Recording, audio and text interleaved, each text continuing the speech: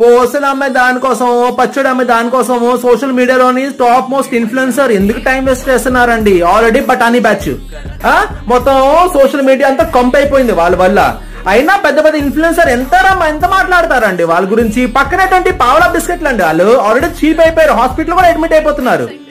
So please social influencer ఒకటే ఒక మాట అంటున్నాను, మీ ఇన్ఫ్లుయెన్స్ కి కొన్ని కోటి మంది వ్యూస్ చూస్తారు కాబట్టి మీ ఇన్ఫ్లుయెన్స్ ఈ పావలా బిస్కెట్లు పోస్టుల మీద దానికోసమో పచ్చడి మీద దానికోసం మీ ఇన్ఫ్లుయెన్స్ వేస్ట్ చేయకండి, మీ వీడియోస్ వేస్ట్ చేయకండి.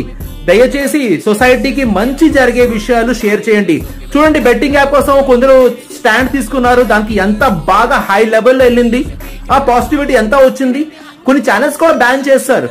అటువంటిది హార్డ్ వర్క్ చేయండి. ఇలా మాట్లాడితే వచ్చేది ఏంటో చెప్పండి. So please social influencer personal as a brother message influence చేయండి మంచి విషయాల్లోని, ఈ పావలా బిస్కెట్ల కోసం కాదు.